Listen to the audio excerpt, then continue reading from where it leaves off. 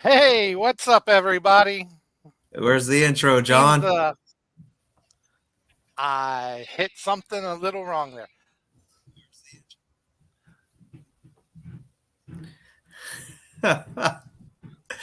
Love it.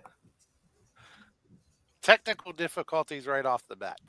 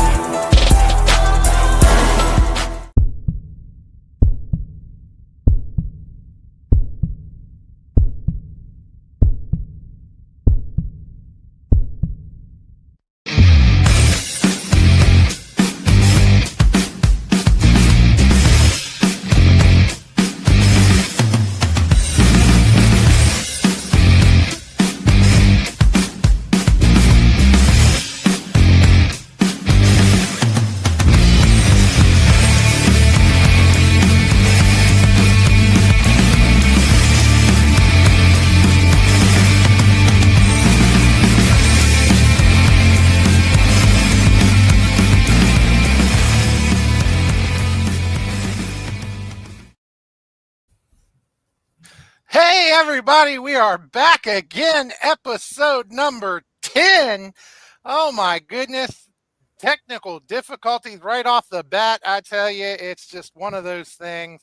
But, Gavin, we are coming off of an absolute awesome show with BerkleyMania. I tell you, you just had a great show there, but we got a lot to talk about with that and a few matches coming up and stuff. So, how you doing there, buddy? I'm doing great, man. Like you said, we're coming off a great show. And the road to BerkleyMania VIII starts now. We had such big surprises that happened at the show, big wow moments. We definitely took the Berkeley County Youth Fairgrounds by storm. Every man and woman on the card showed up. Ken Anderson rocked the house, man. Just a great night. Nothing but love from the fans, and just a great experience just to be a part of it. And I couldn't thank the fans enough, and I couldn't think of all the workers working so hard, and all the staff and Tata's Treats for coming out and supplying the food. Just an overall great experience. And I've said it before, is pro wrestling is the greatest art form in the world, and it's my idea of heaven. And to have an event like BerkleyMania, which it's obviously is not on a WWE WrestleMania scale, but to have something local and intimate like that, man, it's very heartwarming to put that much dedication into it all year long, and then feel the love from the fans. So what a great time, man. And I'm happy to be back here on episode 10 of Frontline with you, Ben. Yeah, it's going to be another awesome episode. We got the ranch hand as our special guest tonight, the new Mid-Atlantic champion. Had one heck of a match at BerkleyMania with that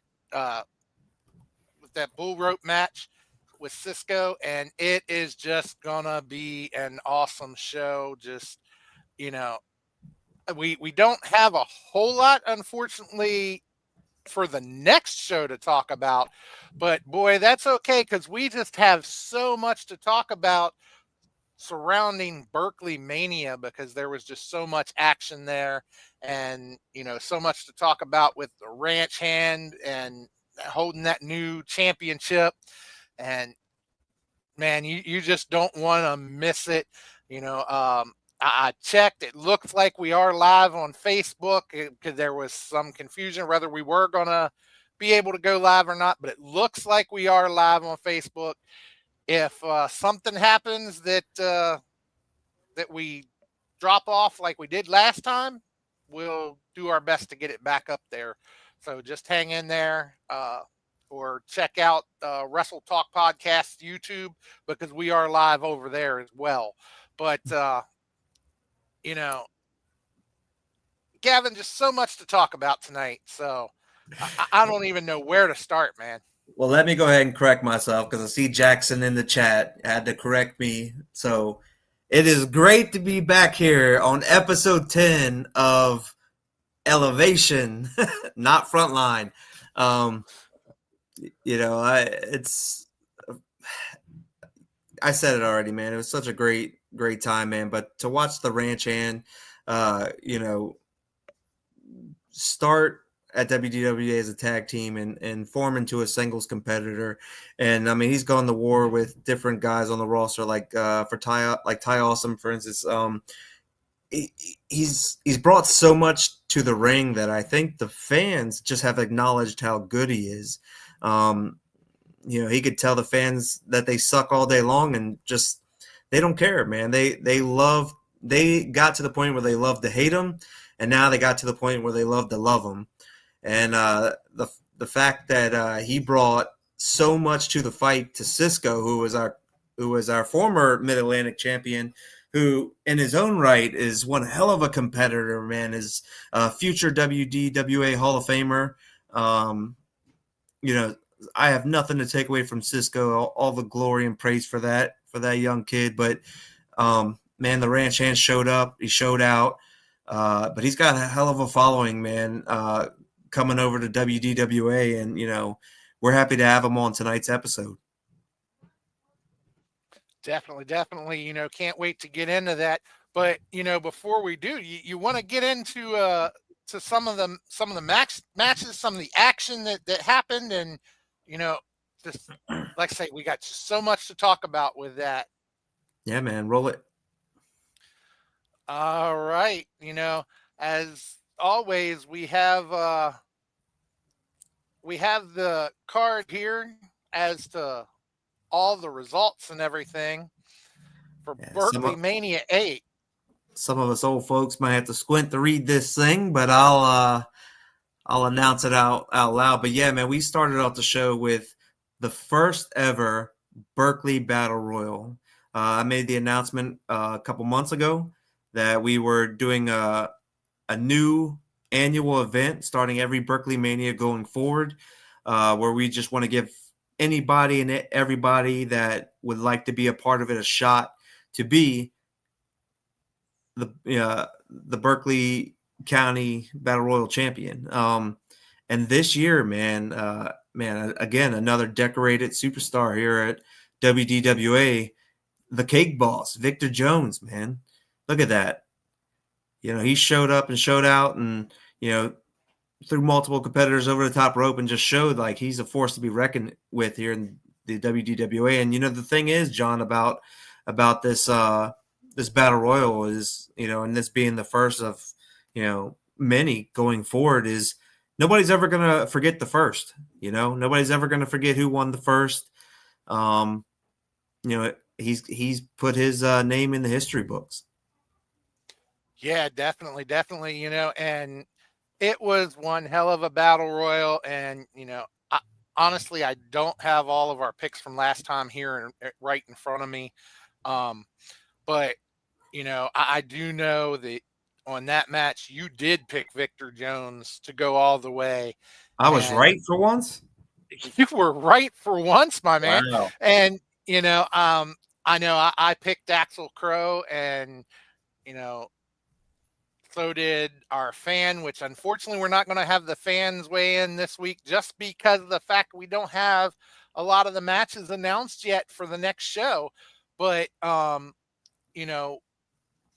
we both picked Axel Crow, and he went a long way in it. I got to give him that. He did go a long way. It looked there for a while like he might come out on top, but in the end, it was the Cake Boss Victor Jones with that victory and taking home that trophy for the first time. And it was just one heck of a match and just one heck of a time. I was happy to be part of it. And, for the first half of the night, I actually got to be on commentary for the first half of BerkleyMania. Then Steve took over for the second half. And it was just a privilege to be able to call this match for the first time, and it was. Are you gonna enter next year? You never know. I might have to get my title back. There you go. Hardcore might be the mystery in BerkleyMania 9. But what do you think? It's Come on It now. could happen. You never count anything out. It could very well be. But yeah, there was just so much action and such a good time and such a good match there. You just did not know who was going to win that. Yeah. And you know, then as if the excitement and everything wasn't high enough, after that you got that grudge match Yeah, that man. took place. You know, Holy hell. Wraith and Bo Roth. We talked about That this. just, oh my gosh. Yeah, we talked about this last episode. This story is years in the making. These guys have been up and down the road together. They've been on both sides of the ring together. This feud has gotten personal, and it made its way all the way to BerkleyMania. And John, I didn't see it coming, man, but Dex, threw a fireball, an old school fireball, man, made by the Sheik, like or Tiger Jeet Singh or Mr. Pogo, man. We had a fireball thrown right into Bo's face, man. And I don't know if you saw him backstage, man. He had his eyebrows were singed a little bit, and it was real red and raw on the side of his face, man. But man, by any means necessary. I tell you, something tells me that we definitely haven't seen the last of that one. I don't know what can come next. It's just so much already gone on, and now with the fireball to the face of Bo, I just know that we have not seen the last of that one. I haven't heard yet. Maybe you have. If Bo is even cleared for the next show. I mean, he was walking around. He had his eye all taped up and everything, and it really didn't look good for him. Might have to have another blindfold match. Yeah, you never know. But I agree with you. I don't think this feud's over. I don't think that the Outlaw is going to sit back, take a fireball, and leave his shoulders to the mat. I think he's going to come back for revenge. I don't think his fight's done. I think the only way you're going to be able to keep an Outlaw down is you're going to have to put him down permanently, and I don't see that happening. Yeah, definitely. But then things just kept getting bigger, and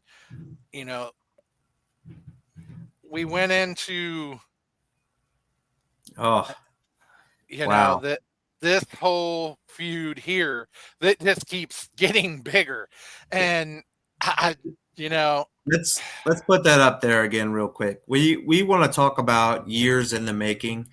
Let's just talk about Daniel Alexander Dabrowski and Justin Rogers for a second.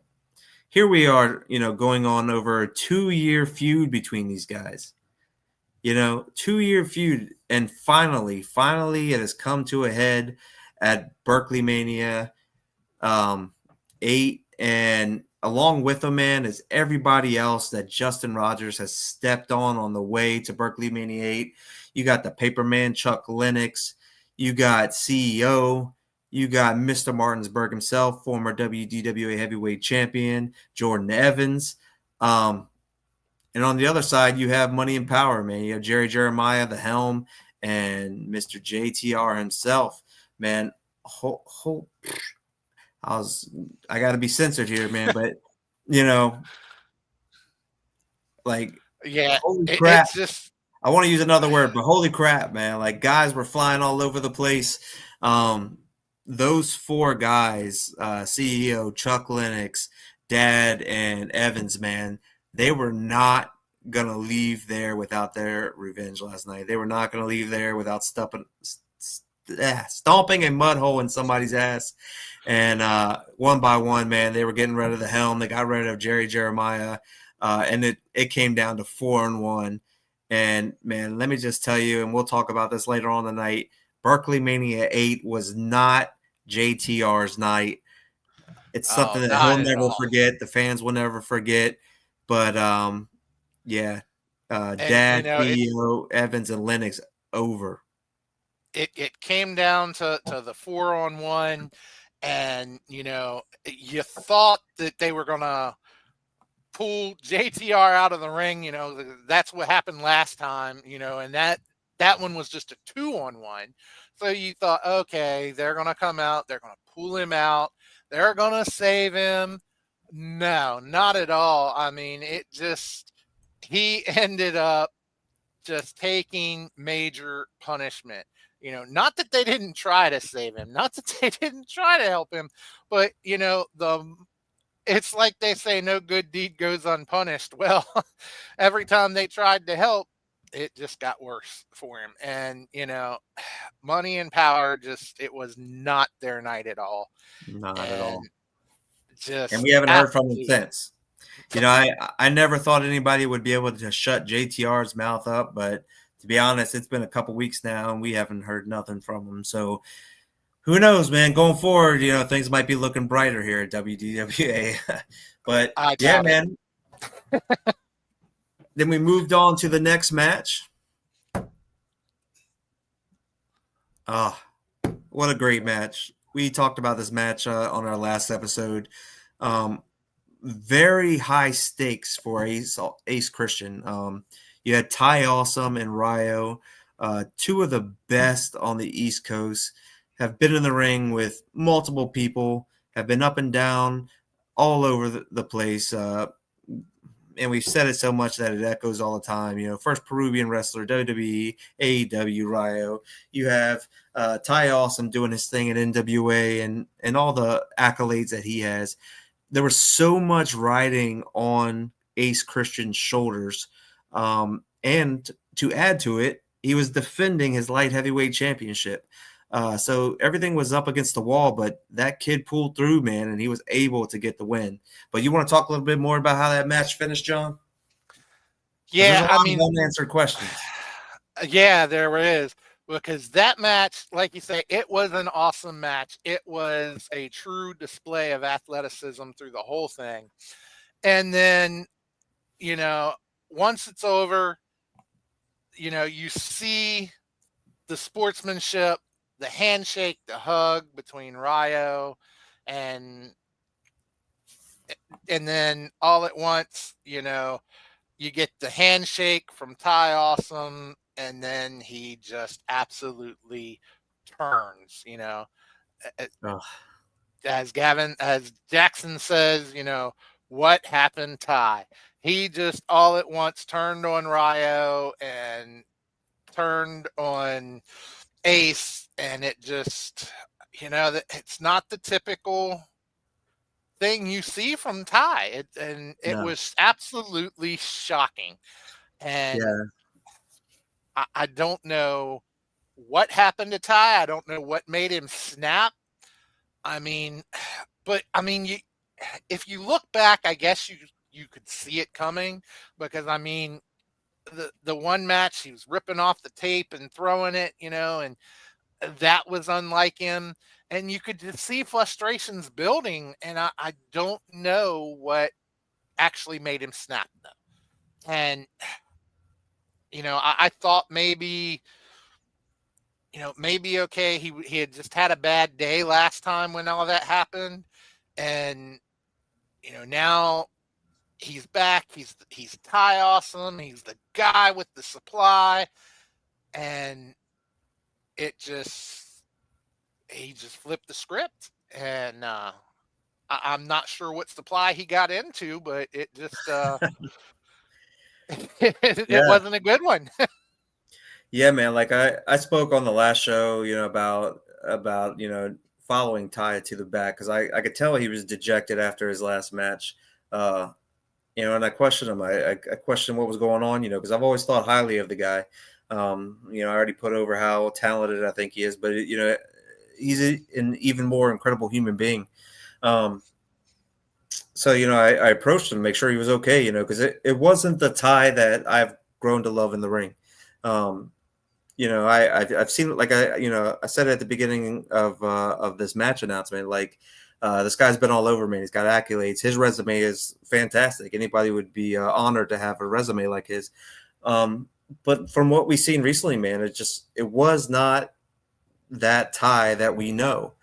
And I don't know, man. Sometimes you get to a point in your career, and like I know what happened to me is I kind of started questioning myself. I kind of fell out of love with it, I stopped working hard. I stopped, taking it serious. And the thing about pro wrestling is that it never stops and waits for you. Wrestling doesn't care about your feelings. Wrestling doesn't care about if you have an off day or anything like that. Wrestling's going to move on, whether it's some guy breaking in, on his first day, or it's Vince McMahon. Like, it doesn't matter. Wrestling's bigger than any individual. It's going to move on. But that being said, as I question him, and he was just so upset at just, ever since losing his light heavyweight championship 2 years ago at BerkleyMania, things have just been kind of, off with him. He's had some wins, but fans weren't really riding with him. They like to see the flip in and stuff like that, and he'll get the okay, but there's so much more to Ty than just that. And I think that, and he would do things like, oh, the fans really like, the Power Ranger stuff. So let me do this Power Ranger stuff. And I think it's gotten to a point where fans kind of see him as a cosplay. And I think Ty is understanding that in order for him to move forward and move on and continue to grow in this, he's going to have to change. He's going to change who he was. And I think that's exactly what we saw happen. I think he just got tired of the same routine over and over. He's getting tired of just being known as, as the flippy guy. I think that he's got so much more to offer. And I think that, and again, like, I haven't talked to him since BerkleyMania, but like, I really think that's where his head is, based off of my last conversation with him. I think he's done with Ty Awesome, and he wants the world to see Tyler Hastings. And the world will get to see that because on September 20th, Ty Awesome will be in the house, and he will be speaking on what has happened at BerkleyMania and what's in store for Ty Awesome. I mean, is he still the guy with the supply? Is he still, going to be a fan favorite? I don't know, man, but I can't wait to see what he's got to say. And I think the whole WDWA universe does. But I think going forward, we're going to see a new Ty Awesome. And if it's anything like the old Ty Awesome that I knew, a lot of the roster is in for an awakening. Yeah, definitely. And, because, I mean, like you had mentioned that, losing his light heavyweight championship at BerkleyMania 2 years ago. But, when you lose a match, you can't necessarily use that as an excuse. I mean, and not to put him down at all, but, I mean, look at Bo Ross. Poor Bo Ross has never won a single match at BerkleyMania. Every BerkleyMania he's been involved in, he's lost.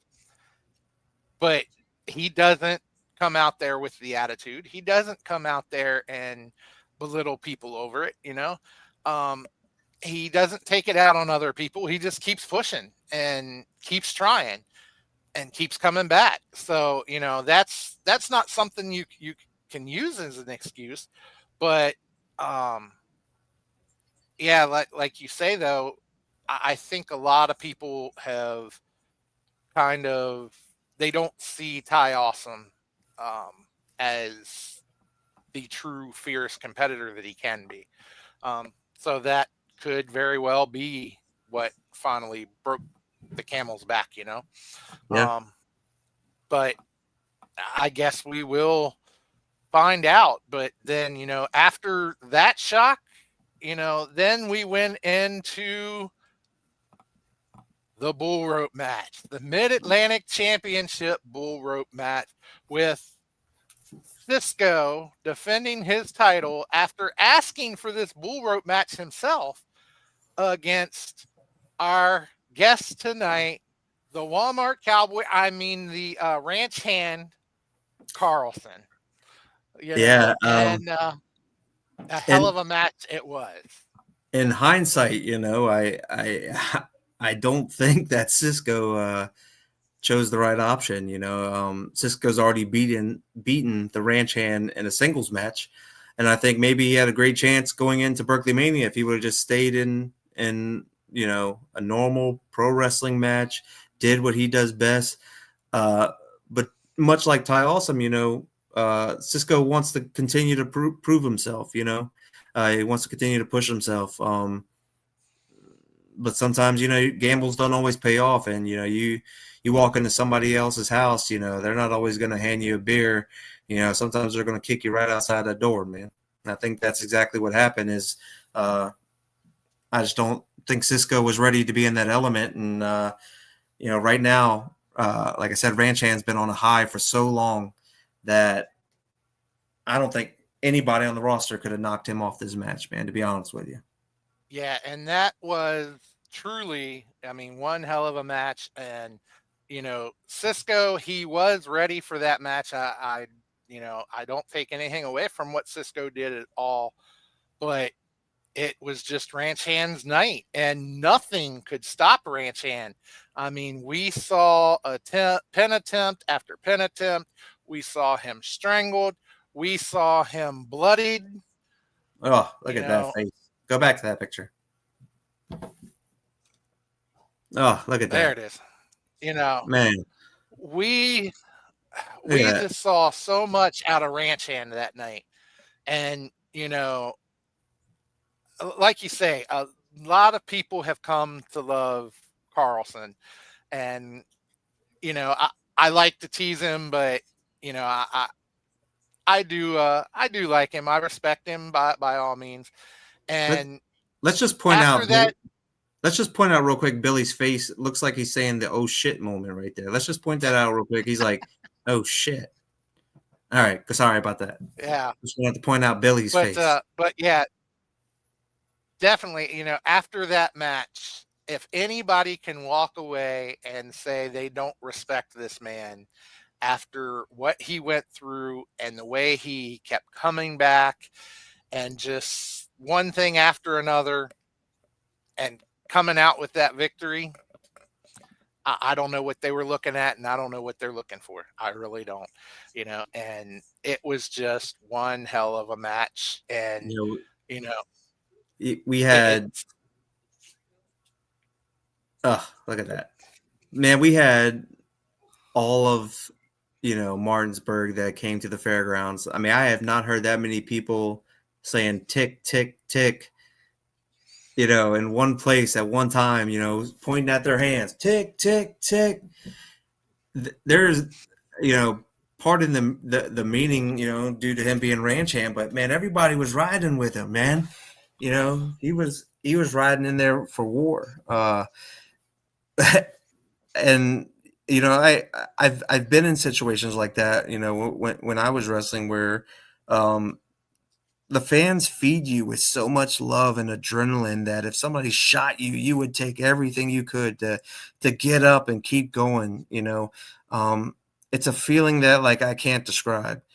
And I could tell, the Ranch Hand was feeling that last night, feeling that at BerkleyMania. I don't think that anyone, and I'm not taking nothing away from Cisco, but I don't think anyone was going to touch Ranch Hand that night. It was, you can feel it in the air. You can hear it from the fans. Social media was covered with tick, tick, tick, leading up to it. It's, like I said before, the fans have grown to love Ranch Hand. They've grown to love to hate him, and now they love to love him. And it's such a genuine feeling because they see the hard work. They see it. Like, he's not just coming out and saying he's going to win a match. He's coming and he's, I mean, look, there's blood all over the place. This isn't the first time he spilled blood at WDWA. It's a guy covered in sweat, covered in blood, probably covered in tears, and still, continue to keep going and winning his matches. And it's just something about, just seeing the love that he has for pushing himself in this business, man, is why the fans and everybody, including myself, are getting behind him. And I can only see his future continuing to be bright here at WDWA, John. And, I'm lucky to have him on tonight. I can't wait to hear what he's got to say, get to hear how that night went for him. So I can't wait to hear about his plans going forward. Definitely, yeah. And like you say, it's not the first time he shed blood, and I guarantee you, it's not going to be the last. But He's got. I'm sorry, things come to my head. I apologize. I never mean to cut you off. Just I got to say, but he's got a target on his head now. Having that Mid Atlantic championship, he's got a target. Yeah, definitely. But as we talk about how that night went, you keep looking at how much how it just keeps getting bigger and bigger and more exciting. And to kind of steal a phrase from one of the FWWC competitors, it just keeps getting higher and higher, and your love is lifting me. I didn't know how it could get any bigger. And then we got that tag team ladder match with Misuse defending that tag team championship against Clay and Zakar. Oh my gosh, Gavin, not having a referee contain these two, basically them not having any rules, no nothing to follow, just do what you want, do what you may, ultimately get to the top of the ladder and get those titles. It was an awesome match. And, that ending when they made they made Danica and made Joe get up there and hold the ladder. And then here comes Billy, a man that they have been torturing for some time now. They busted his head open. Yeah. And, and they've done so much to Billy. And he comes running out and pushes that ladder over, making them fall out of the ring, and then dives on top of them, knocking them down. It was oh my God. It was so nice for the referees to get back their revenge on Misuse. Every referee that we have had here at WDWA in the last year, Misuse has mistreated. It is so rewarding to watch people no longer be bullied and standing up to their bullies. And it was such a heartfelt moment, to watch all the referees get together and give payback to Misuse for all the torture and torment that they have put them through. But let's not forget about the match itself, man. Yeah. I have been in and out of WDWA since it started. I remember talking with the previous owner of the Latin Tornado, Andres Suarez, when he came up with the idea for WDWA. So I've been around for quite some time. This may have been one of the best matches, not just tag matches. This might be one of the best matches and most loved matches. I have gotten so much feedback from some of the fans and other people, some of the wrestlers, some of, other people not even affiliated with wrestling that just happen to see it. This has been one of the best matches in WDWA history. What a story. So many things go into this. We talked about the referees involved. Misuse. We've talked on the past on the show about the history with Zakar and Clay. Holy hell, John. This match had everything that you can ask for. And again, we talked about, people getting emotional with the ranch hand win. Like, people were emotional with this match as well.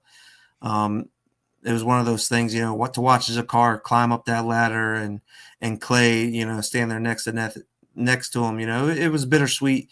We know where they've come from to get there. We know the war that both of them have gone to be where they are in their career, and to watch them, it was like they won it for everyone. Like, it wasn't just for them. Like, they won it for the WDWA fans. They just won it for good versus evil. Like, I can't really explain it more than that. Like, it was such a good, loving moment that they overcame all obstacles. Man, I've said it before.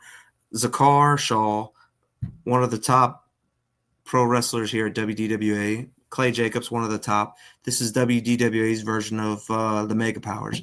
Like, you can't ask for two better wrestlers to somehow, which is crazy to me, but somehow be on the same page, and it has been nothing but a lightning in a bottle, man, and it's been great. Yeah, definitely. And if the pop wasn't big enough when they won the titles, that was a big pop as it was. But then, when Thank you, we Jeff. I appreciate that. Thank you. we saw on a previous promo where they burned your WDWA tag team titles and replaced it with their own. Yeah. But when after winning that match, I had to get new ones made.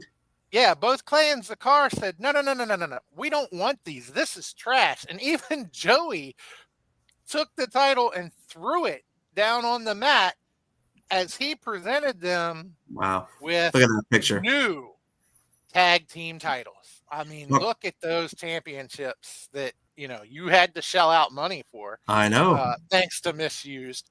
And, hopefully you're docking their pay to pay you back for them. Yeah, they will be paying me back for the damage they did with the previous titles. But look at these guys, man. Brand new, shiny, on two great competitors, man. Like, just look at that picture, man. It's, what an amazing visual right there. I couldn't be more proud of these guys. And to have them represent WDWA is, it's just an amazing feeling. And I have nothing but respect for both gentlemen. Yeah, I mean, it definitely says it all, and I just look forwards to seeing, how much more they keep, how much more they do with those titles now. And I mean, I'm sure we haven't heard from Misused. We haven't heard a lot out of them, but I'm sure that we have not seen the last of Misused either. And I don't know what's to come after this. I mean, let me be clear, John. I'm not taking anything away from Misused. We've had our differences. We've gone back and forth with each other, but I've always been open about the talent that Misused have had. My biggest argument with them was, why take these shortcuts? Because you're going to damage the legacy that I know that you can leave behind, is where my fight came from. They choose their own rules, and they're setting their own path. I'm not docking or taking shots at their skills in the ring. I think they're phenomenal. I think that they're one of the best tag teams. They just were not the best tag team that night. But yeah, going forward, new tag team champions. We have great tag teams here in WDWA. I can't wait to see who's going to mix it up with Zakar Shaw and Clay Jacobs. I would love to see them, with guys like Brothers Gray, Sigma Males, Accelerate, Sexy and Bless. I mean, the list goes on and on of who I would love to see those guys kill it with. So, but yeah, John. Definitely. Because there are just so many good matches that can come out of this, and so many good teams out there that would love a shot at those titles. So, yeah. But then we went into yet another title match. I mean, so many title matches that night, because we went into the women's title match. Sis Sasaki versus Tiffany Grady. And that was another clinic of a match. Sis is one hell of a competitor. Uh, she's been through so much, and to be able to fight at the level that she does is just miraculous, and you love watching her. And Tiffany, she is, like her or not, you got to give her dues. She is one hell of a women's competitor. And, in the end, she was able to retain that title, but she didn't do it alone. She has some new backup in Yep. Jason Curtis, and, I'm sure we will find out more about that at Aftermath, and, it was just a heck of a match, though. A lot of uh, a lot of stuff went on in that match. To see Sasaki walk the top rope the way she did and Yeah. come off of that rope, it's just something. It was just one heck of a match. Um, but now I truly know why you had to take that break after Berkeley Mania, because you had to get caught up on that Dragon Ball Z. Oh yeah, right. I'm gonna try to forget about that, and hopefully Tiffany and everybody else does too. But yeah, man, you mentioned it. I was for sure that Sasaki had this in the bag. Like she's gone to war in and out of the ring. She's always been she's always come out the other end unscathed and victorious. And I really thought this was in the bag for her. To watch her walk those ropes, reminded me of one of my favorites, Hayabusa, not Hayabusa, Hakushi. I used to love watching him in Japan. Be able to walk the ropes. Him and Hayabusa used to team up. That it was just awesome. Shinsei, God, I can't. I'm having a brain fart. I've been hitting the head a lot. But yeah, like to be able to watch her bounce around those ropes and all that stuff. Like she's always reinventing herself, and she's always bringing something new to the table. And I just, I was just watching the match, and don't get me wrong, Tiffany was bringing it too. Like those girls were going at it. But man, Tiffany could not keep Sasaki down. And I think that if it wasn't for Jason Curtis sticking his nose in their business, I think we would have a new women's champion right now. That very well could be the case, but we can second guess it all night long. But fact still remains: Tiffany walked out with that Yeah. title, and she walked out with the victory that night. So it is what it is, and like you said, I'm sure we're going to find out more as to what's going on with Jason Curtis backing up Tiffany. And the poster said who is going to step up against her. So I'm sure in the coming days we are going to find out. Yeah. Well, But we are going to find out who will face Tiffany. well, I don't know if I should say something now, but I see Tiffany taking jabs at me right now, which is okay. She is the right. She won. Whether we like it or not, she won. Whether we thought it was fair or not, she won. She did everything she could. She is the women's champion. But I have a big surprise for her next opponent. And I will make that announcement tomorrow night on Facebook. So everybody stay tuned for who Tiffany Grady will defend her title against at the next show, Aftermath, on 9/20. So can't wait to see. She's a fighting champion, so we brought the fight to her. Can't wait to see it. Definitely. And I guarantee you, whoever she faces, she's still going to bring the fight. And she, I can't say for sure she'll come out victorious, but, She already was a tough competitor. Now she's got Jason Curtis watching her back. She's going to be just that much more dangerous. And John, do you see Jackson stirring the shit? I see that, We're gonna have to have a talk. Just stirring it up. Careful, Jackson, you might be grounded. Yeah, but You know, I she know. seems very confident, but I don't know who you can put up against her though. It's gonna be whoever it is. It's gonna have to be a tough competitor. I mean, you look at some of the names she's been through.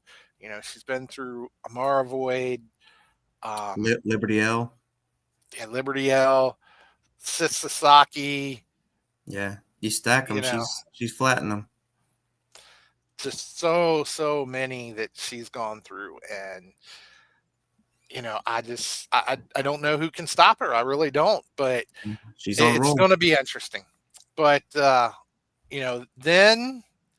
a match you mentioned, or at least the tag team you mentioned earlier.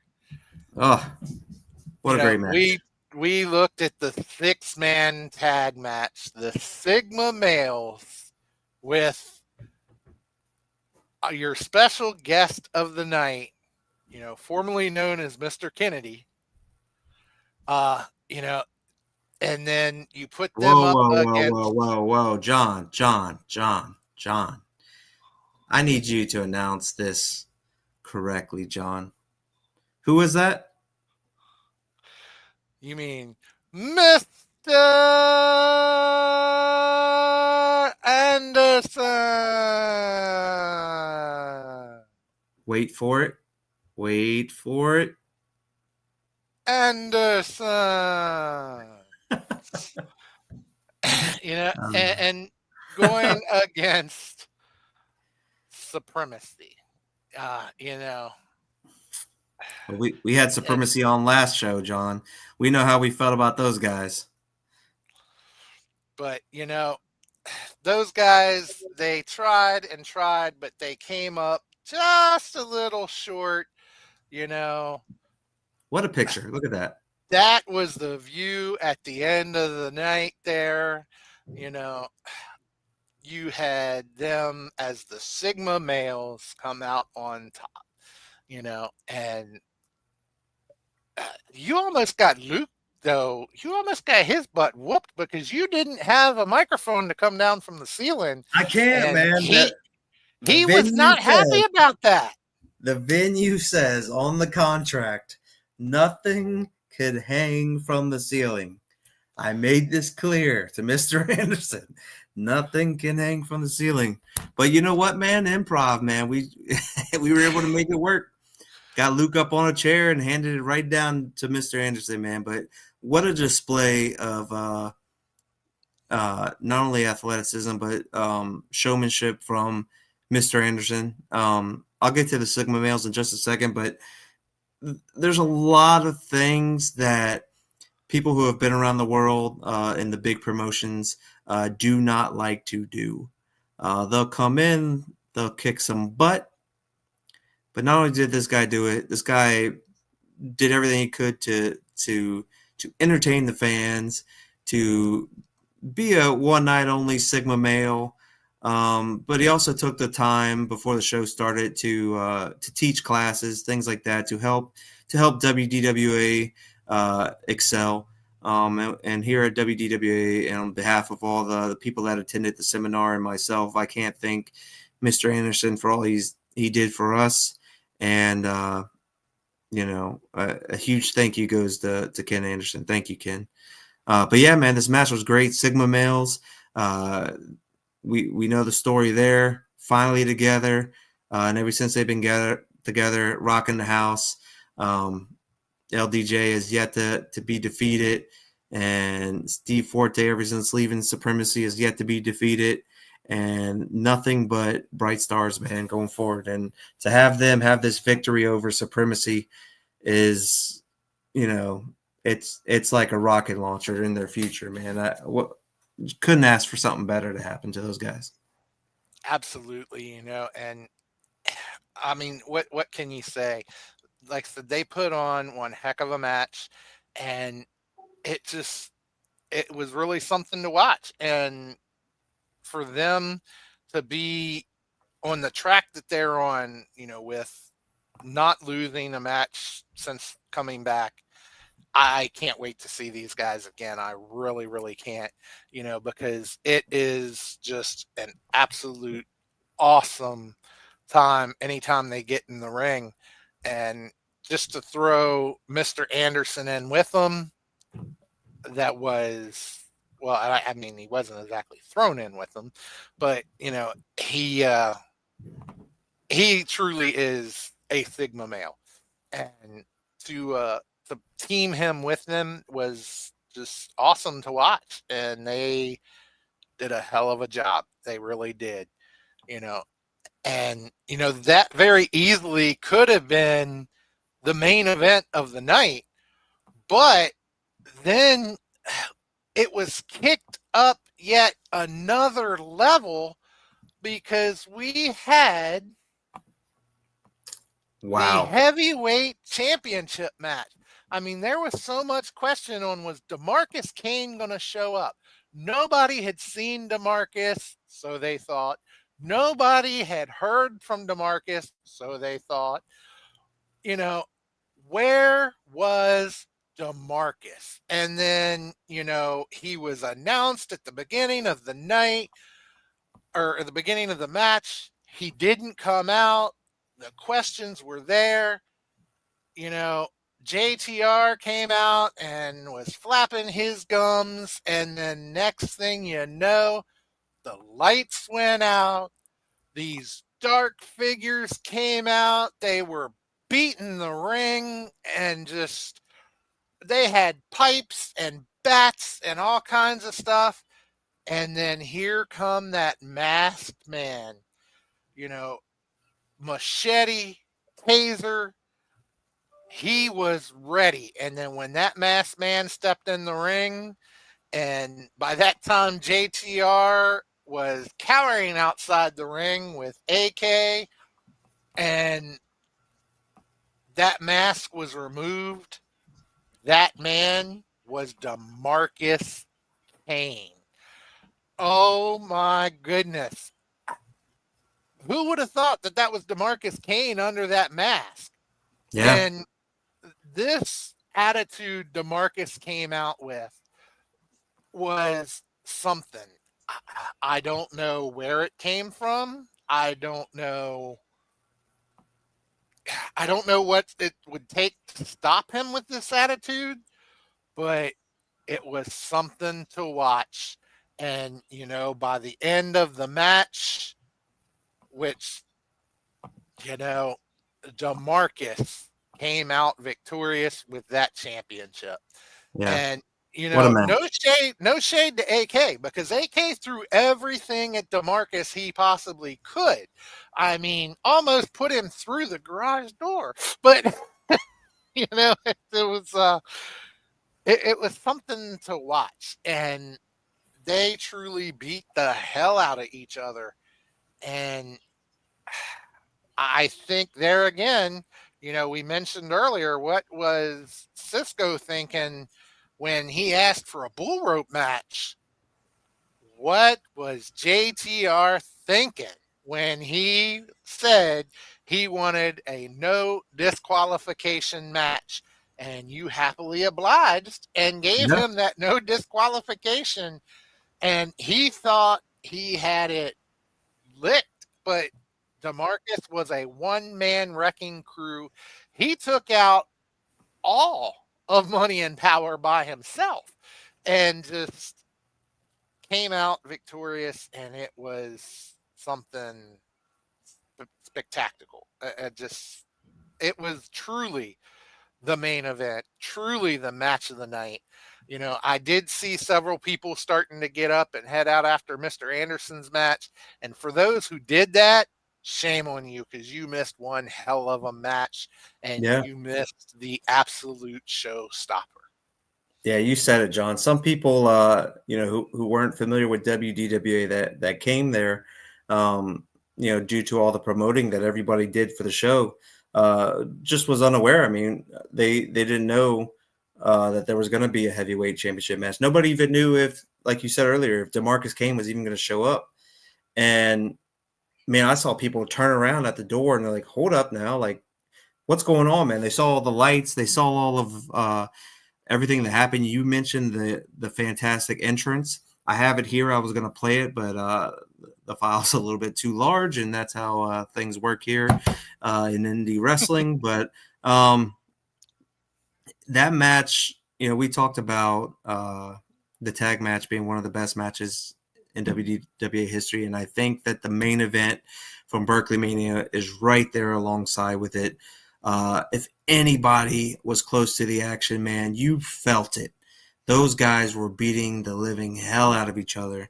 And for guys as big as AK or as big as DeMarcus Kane, you knew that they were going to have to throw sledgehammers after sledgehammers up against each other to try to keep them down. And both of those guys were beating the living hell out of each other. And it was felt. There's a lot of times, you'll see like a move when you're watching professional wrestling. You'd be like, ow, and you just feel it. There were so many of those moments throughout that match where, you just felt uneasy being around them because it was just so painful to watch. But man, it was, like Chad Wilhelm just said, match of the year. Everything that you want from a professional wrestling match, everything you want in a heavyweight championship match. Both of these guys, equally as good. Just DeMarcus Kane was just a little bit better that night.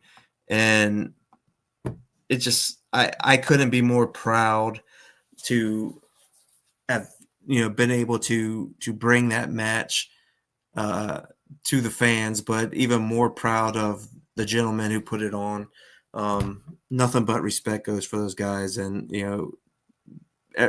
that's the type of love and energy that we have here at WDWA. And, it's okay, man. Some people have what they like, and, and maybe WDWA is not their thing, but for those of you that love wrestling, and those of you guys who know why people love wrestling, could have been, this was it. That you were falling in love with it again right here. Wrestling's not made for people that don't know nothing about wrestling. It's made for people that like wrestling. And it's exactly why, we stand out. And and we have people that put their all into it, and to be able to provide that love to wrestling fans, and then learn that we're constantly making new people into wrestling fans with matches like these that are so entertaining and so loved. To me, is more rewarding than when a wrestling fan comes up to me and says how good the match was. It's the non-wrestling fans that come up and they say, "Wow, man, that was awesome. When is your next show?" I had a fan come up to me, and I'll share this real quick, and then we'll get back to the match. And I shared this with the locker room later. I had a fan come up to me, and this is stuff that means the world to me. And he said, a few years back, I lost my love for professional wrestling. Like I couldn't watch it no more. It just wasn't me. I grew up. It was a big part of my life, and now recently it wasn't even a part of my life. And I just so happened to come to a WDWA show, and everything that you guys have done at WDWA and stuff has regained my love for professional wrestling, and has impacted even my personal life with just how good of a show WDWA has. And like, anybody that knows me, like, I will not boast. I will not brag. I don't do that. I'm not that type of person. In fact, I'm always the opposite. I'll always put myself down or things like that. But like, I am so proud at everybody that was involved with BerkleyMania this year, as well as WDWA.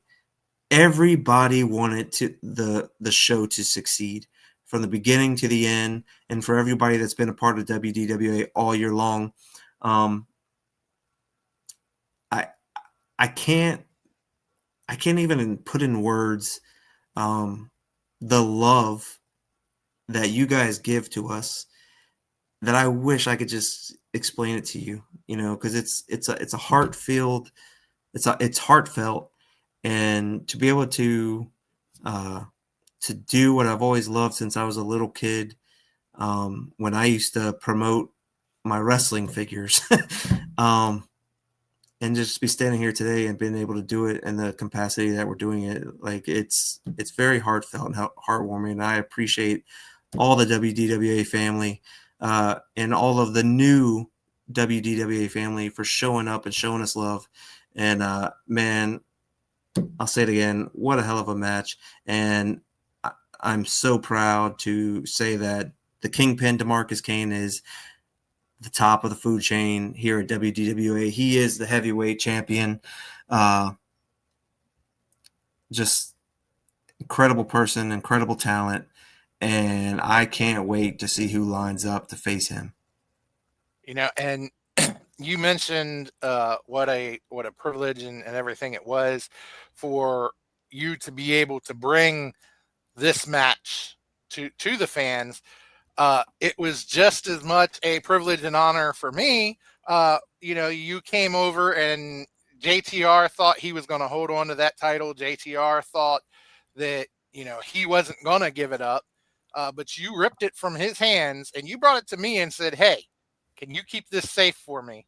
And, I held on to that title. I made sure nothing happened to it. And then at the end, I actually got to present that title to the referee to present to DeMarcus. And, so for me, that was an honor to be a part of that main event spot, as, that might have been a small part, a part that to some people they may not have even noticed, but to me it was something special. And, so thank you for that. And, those guys they absolutely put on one hell of a match. Yeah. And, you were talking about the feedback that you got. I had a friend of mine who, he's come to a few shows and everything. He was a wrestling fan years ago. He was biggest Sting fan. He's been to WCW shows. He's been to WWE shows. Him and I even tried to drive through a damn snowstorm to go to a WWE show that got canceled halfway there. Oh man. Um, we were huge fans, and he was at that show, and he came up to me and he said, "Let me tell you something. This is the best show I've ever been to in my life." And I was so glad that he enjoyed himself. Um, and, to hear him pay that praise to you that, it was the best show he'd ever been to in his life. When, as I say, he's been to many WWE shows, WCW shows, and he's putting this one above them all. If you weren't there, it's absolutely something that you missed, and yeah, you're going to be sorry you missed it. You really are. Yeah. I mean, obviously you can catch the replays on Frontline, but it's still not going to be the same. It's just not, and it's something you had to be there for. And I feel that it was special to I've heard a lot of praise from people in the locker room. Now that I do get to talk to some of the people in the locker room, I've heard praise from them. I've heard praise from fans, and I think it was something special for everybody, all the way from the ring crew all the way up to the fan sitting in the top row of bleachers. And it's something that these guys, every one of them, worked hard to put this show on, and they absolutely put on the best show you can imagine. So, hats off to each and every one of them. Whether they're face, heel, doesn't matter. Hats off to them because they put on the ultimate show. Yeah. Well, I guess to sum it up so we can move forward from BerkleyMania is here we go. We're on our way to BerkleyMania IX, and we start tonight with tick, tick, tick, the new Mid-Atlantic champion, Sean Carlson, the ranch hand. We'll get to him real quick, but John, what's going on over at Wrestle Talk Podcast, buddy?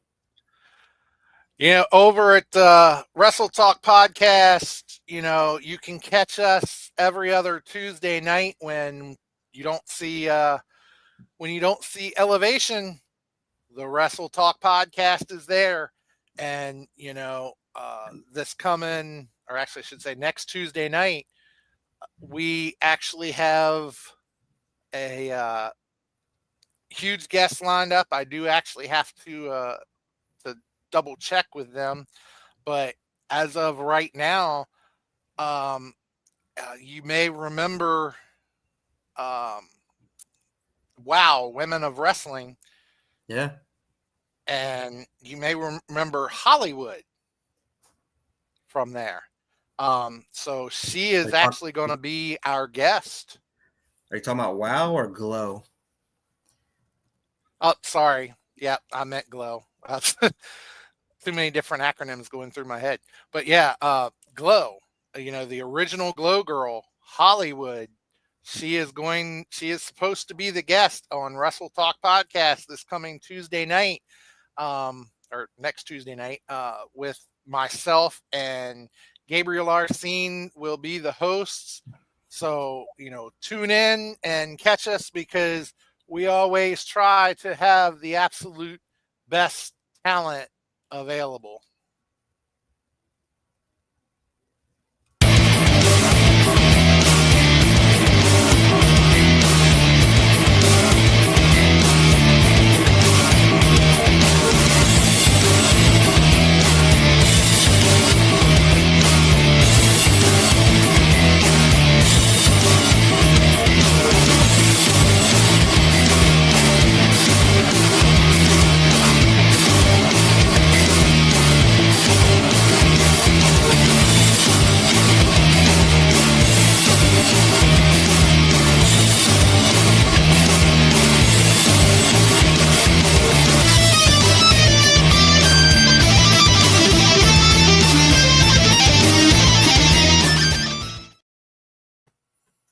That's super cool, man. I was always a big fan of Glow when I was a little kid. Looking back, it's a lot of it's different eyes watching it now. But I remember when I was a kid, man, Glow was huge. It was right up there with the WWE. And for you guys to have Hollywood on Wrestle Talk Podcast, that's pretty cool, man. That's a good pool for you guys. Good job. Yeah, I saw her talking about different stuff online, and I reached out to her and just said, hey, would you like to come on? She's written a book, and she's just got a lot of stuff going on. And I was like, would you come on, maybe tell us a little bit about your time at Glow and, maybe get a chance to promote your book. And so she said, yeah, I'd love to. So, I've talked to her a couple times since then. And so I do, like I said, I do have to confirm with her one more time just to make sure, but she is supposed to be the guest this week. So I look forward to getting to talk with her. And, then 2 weeks from then, I believe there's going to be a special show. Don't want to say too much about that yet, but might be a couple of special hosts for that show, possibly. You never know. So stay tuned for more information. But yeah, so we got so much going on, Gavin, and always we not only like to talk about Wrestle Talk, you know, then you have the FWWC. We've got a pay-per-view coming up, and that pay-per-view will determine who gets to face Susie for her international championship and who gets to face me for the hardcore championship. And those title matches take place in November, but on the 20th, the contendership matches will take place. So there's a lot going on in the FWWC. If you don't know about it, that's the Fantasy Wrestling Worldwide chapter. We have a Facebook page, and on there we do role play, we do promos, and we have matches where we currently use WWE shows, and we pick who we think is going to win. If you get it right, you get a point, and the person who scores the most points wins. But we get to trash talk. We get to have a lot of fun. We do occasionally have some events that go on, and we just have a lot of fun. I currently hold the FWWC Hardcore Championship. Where is that title? Usually have that near you. Where is that? That's a good question, Gavin. Where is my title? Because it seems that one Sam Adams absconded with my.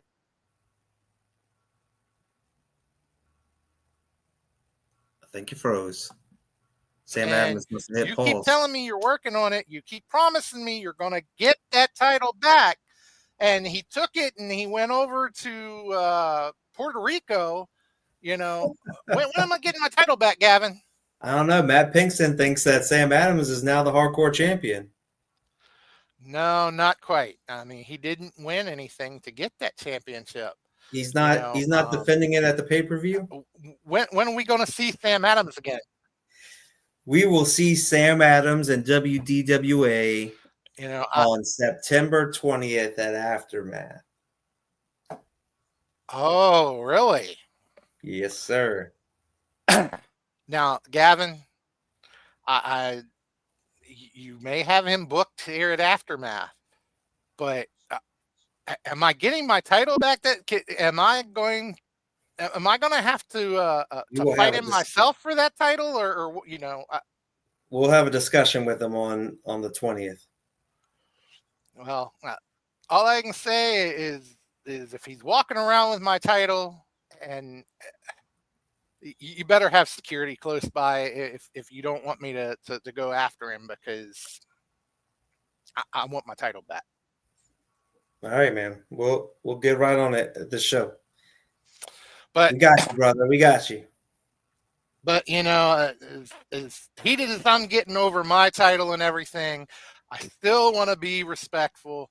We've got our guest sitting in the back.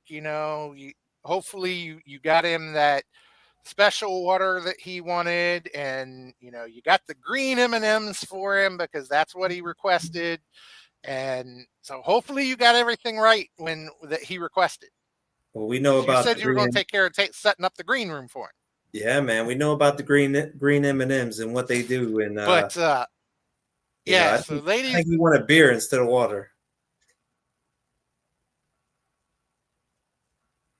Well, so let's go ahead, ladies and gentlemen, and bring him in. He is the one and only. He is your new Mid-Atlantic champion, not All-Atlantic champion, but Mid-Atlantic champion, Mr. Tick, Tick, Tick, the ranch hand, Carlson, ladies and gentlemen. Tick, tick, tick, tick, tick, tick. Before we get started, Gavin, I just have one question for you. I was sitting in the green room, and I was listening, and the whole time I had one question.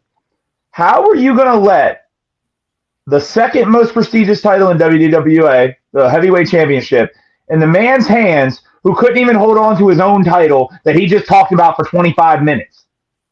You're right, man. You bring up a good point. I wasn't thinking. John, come on, brother. Thank you for the Celsius. I really appreciate it. And thank you guys for having me on.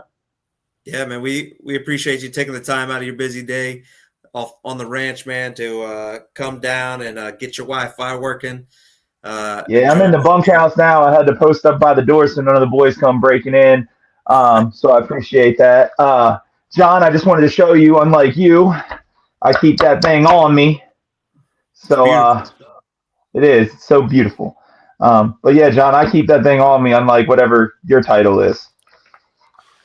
So people at home want to know you You want to do a know, flip on the that podcast. looks a little bit of The only flip I could really do is with my finger, and I don't think that's PG enough for this show. So You know what? We push it a little bit harder here. yeah. Um, but yeah, that's the only flip I could do. I'm in the bunkhouse. It's real tight in here. We got 12 bunks in here. The boys are out in the barn right now, so can't really do that. Yeah. Yeah, man. how about if we get you a trampoline from Walmart? Can you do a flip then? Probably not. No flips, just fist around here, Daddy. So, congratulations. Yes. Thank you. Thank you guys so much. It was a war. Cisco took me to hell. I did not think he'd bring what he brought. I'll be honest with you. I underestimated him. But at the end of the day, as you guys can tell, Mid Atlantic Championships right here, baby. Yeah. So what did you think, when he challenged you to a bull rope match? Like, because I was telling John earlier, it's like, I mean, and I know it's easier in hindsight now, but like, I wouldn't want to fight somebody in their own element, Yeah, the first thing I was thinking is, what an idiot. Um, what an idiot. Why would he want me at that level? But then I understood it. Cisco beat me, but I've attacked him. And so when he wanted to beat me again, he wanted to try to embarrass me. He wanted to beat me at my best. And I get that. I get wanting to have that push of I'm the greatest and having that ego and that mentality of I can do anything I put my mind to. But this is the real world, and that just doesn't happen all the time. And he just wasn't good enough. Yeah, I mean, I think he's good enough. I just don't think he was good enough that day. And that's the day that it counted, man. And I know you were in the back room, you were listening to the podcast, and one of the things John and I were discussing, man, is man, you were over like Rover here in WDWA. The fans are like obsessed with you. We literally had, and this is a first for WDWA. We had, and again, like, my apologies if any girls are up in the bunkhouse, that you're trying to cuddle with, but we literally had women get in a limousine and come from Texas to a WDWA show to see Ranch Hand Carlson. Now, what is he doing right? He's winning matches, That's right. Yeah, it's special, right? To have that kind of love from people, and it's really cool. And I think the reason I get that is because I'm real. Like a lot of these guys, they have to put on their facade of who they are, right? We are all, oh well, I'm actually got to be stoic, and I actually got to be this, and I've got to be funny because that's what the crowd loves. I'm me. I'm the baddest dude there is. That's why they love me. There's no gimmicks, there's no dancing, there's no I need to do this for them. I do this for me. I fight for me. That's why I feel they love me. And I could be wrong, right? I could be wrong. They could love me because of my good looks. They could love me because I'm the toughest SOB there. They could love me for a whole bunch of reasons, right? But I think they love me because I am me. Well, man, I can't disagree with that. I mean, you are handsome, but Thank you. but I can't disagree with you just being at the top of your game right now in WDWA. You put on a clinic here in the last year, and I think the fans are right to acknowledge that you are the man right now. Yeah. That you have accomplished a lot in a short amount of time here in WDWA, and I think it was just natural. It's a natural feeling that you've given these fans, and I think it's an amazing thing.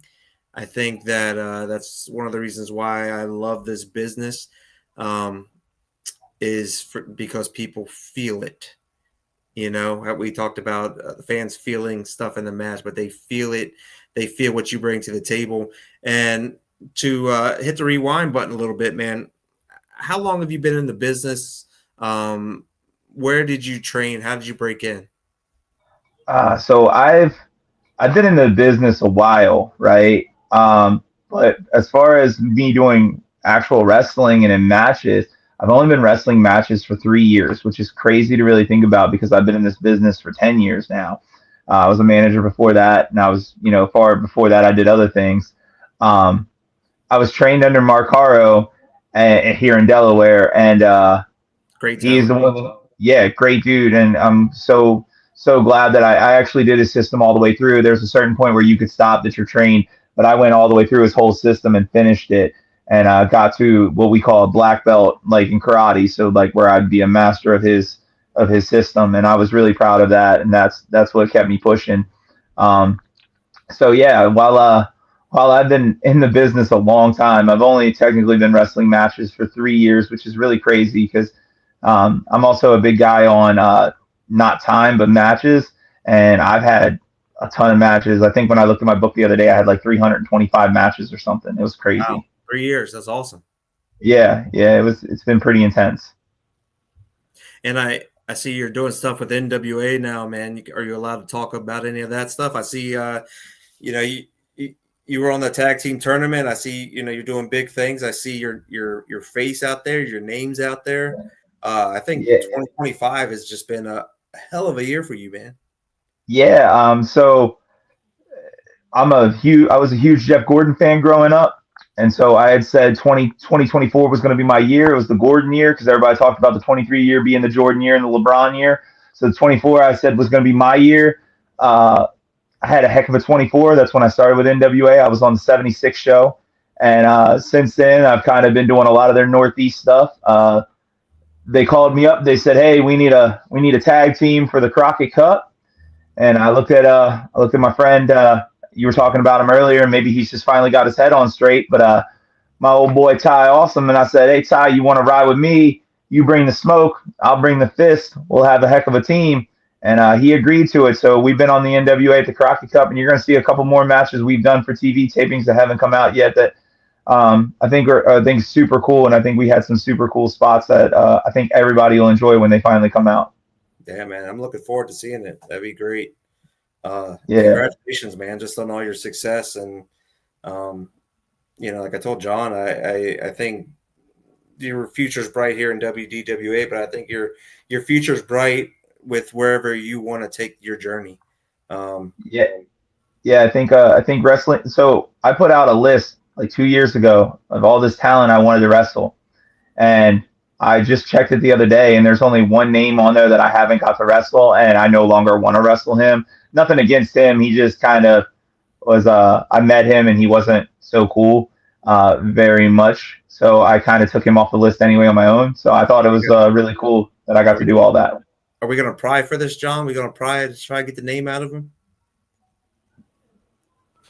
Come on, John. Work your magic. Sure. So yeah, who was that name? I'll just say he was another cowboy that was in the big leagues at one point, and I had a conversation with him at a bigger show, and it just didn't go well. And I don't think it's like I want to say it's not anything against him on a personal level. It's more of he doesn't want to wrestle like that, and it has to be under a certain circumstance and a certain thing. And I could never get a company. I could never go to a company. I could never go to Gaven and be like, "Hey man, this guy wants to do this, and this, and he wants this water, and he wants this to happen and this to happen." That's the only way he's going to fight on your show. I'm not that guy, so that's all I'll say. I mean, come on I'm now. curious. Another cowboy. Cowboy Bob Orton's in his what, 80s? Come on, you can't fight Cowboy Bob Orton. He's too old. Cowboy Bill Watts. Got it. Yeah, yeah. There you go. That's who it was. That's 100% who it was. It was Stan Hansen. Let's just throw that out there. You know? Oh, you're screwed. You're screwed. I don't care how old Hansen is. You're screwed. Yeah, he won't see me and just kill me with that lariat, right? Yeah. It's funny. I don't know how familiar you guys are with Maryland. You know, I live in Maryland. And I'm close to Frederick, Maryland. And when I met Stan Hansen, I was living in Frederick, Maryland at the time, and he was telling me that when he was trying out for the NFL, that he used to spend a lot of time in Frederick because they had a football field out there that they would train people for the NFL. It was just a great conversation, you know, and like what a great person, but man, what a tough SOB. I love Stan Hansen, and you know, and I think that's one of the reasons why I feel like you stand out to me. You know, prior to you coming to WDWA, and I saw you, you know, when you reached out to work for us, as I love what you bring to the table. You know, I love the ranch hand. I love, you know, how tough you are. Somebody in the chat described you as like a WDWA Stone Cold. And I see it, man. I see it. And I don't like to compare people to other people. I like people to stand out on their own. I think that you've taken bits and pieces of the right people and have made that concoction into the right formula, and you mixed it with who you are. And I think that's why you're finding all this success, man, because you're putting the work in. And I know people throw that around so much, that line, but I see it, man. I see how much you travel. I see how much you do things. I know you help promote 1CW in Delaware. We'll put that over, man. You guys are doing amazing things. I've always had nothing but love for 1CW. Sean Hardy, the whole group over there. They've shown me nothing but love over the years. I love, you know, the product you guys have over there. Wish you nothing but the best.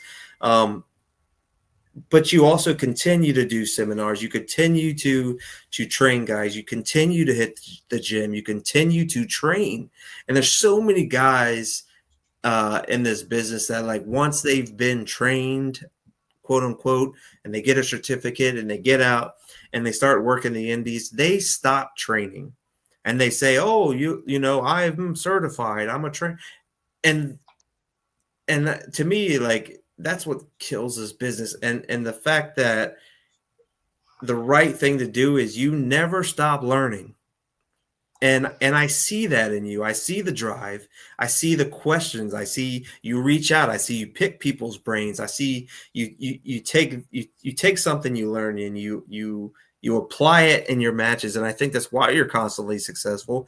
I think that's why you constantly are able to pin people's shoulders to three, because you are continuing to grow, while a lot of people are continuing to just stay in that I'm certified mode.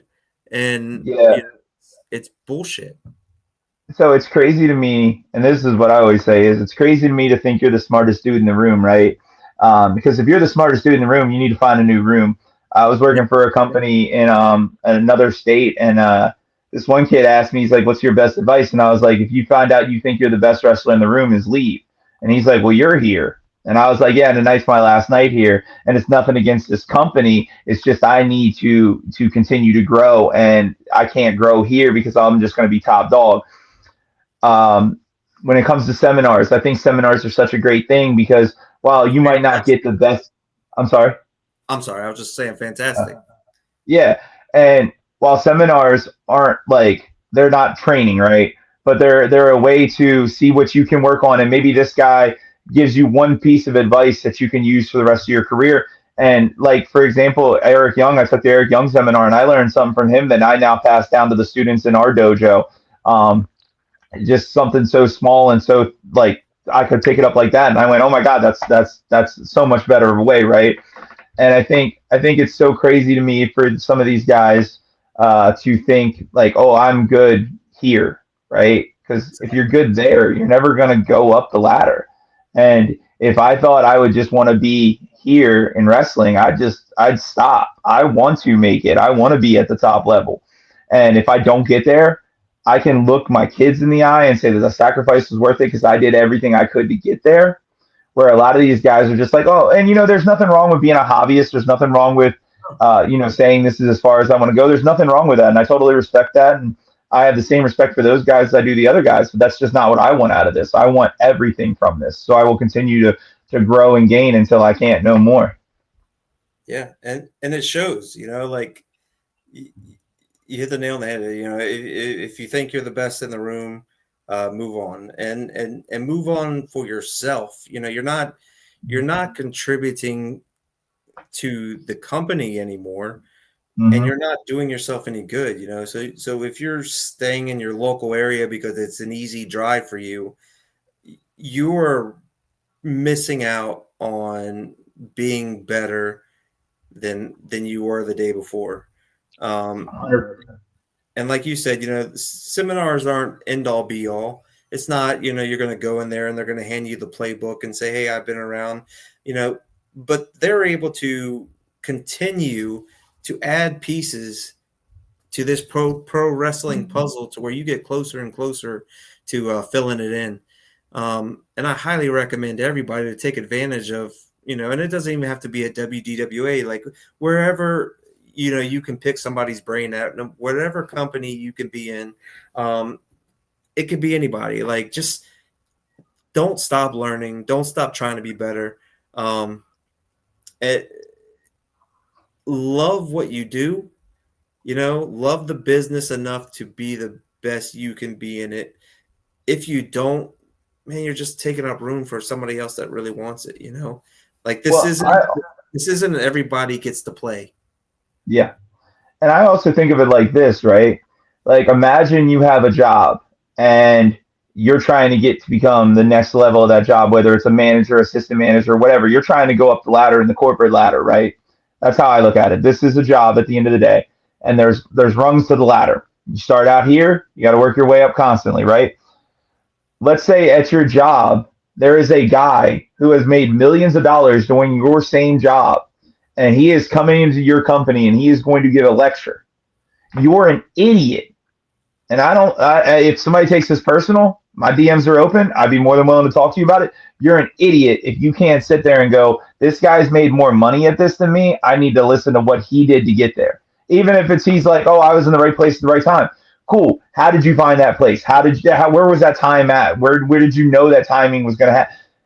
We're trying to make it to that level.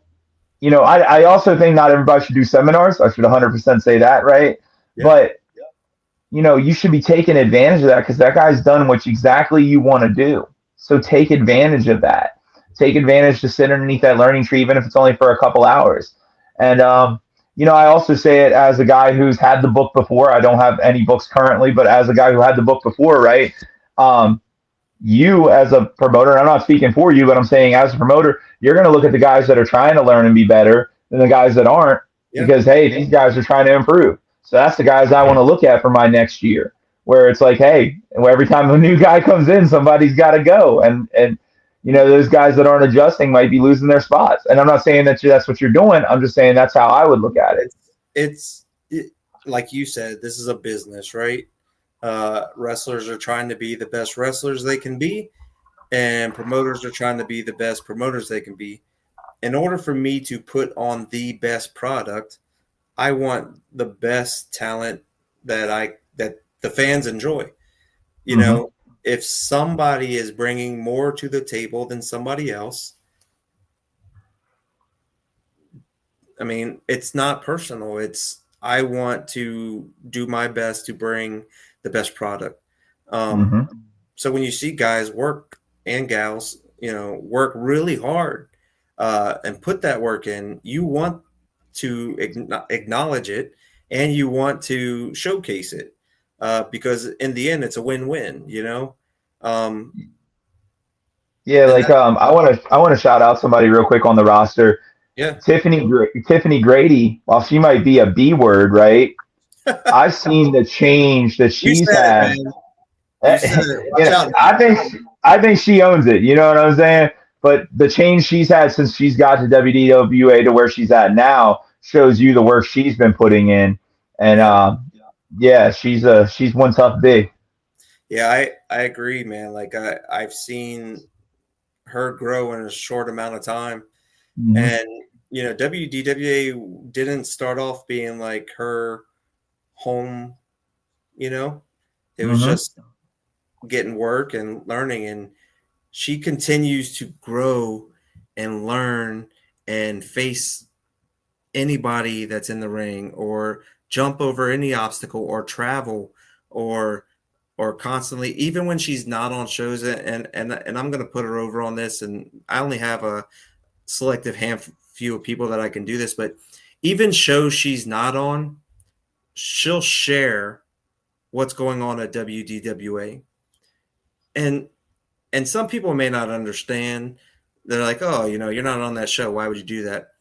If individuals promote other shows to help get butts in seats at those shows, even when they're not there, that when they come, it's a bigger platform, there's a lot of people that are like me, me, me, me, me.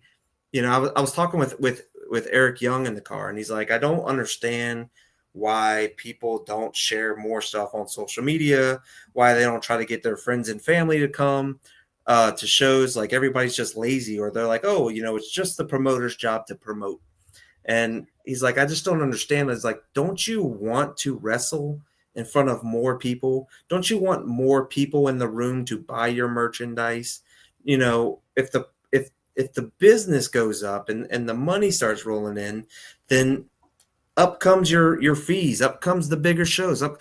And and I see that. I see who shares stuff, I see who promotes stuff, I see who gives feedback, um, who takes people that haven't been around that long under their wing and say, hey, you know what, you could have done this, you should have done this, don't do this, because they want to see the brand and the individuals be successful, and we all want to get to the closer to the finish line together. I don't really see that in a lot of places, but I am confident and I am proud to say that this happens a lot at WDWA. It's been very family oriented, and when I say family, like the WDWA family, where everybody's trying to be successful and to make the brand successful.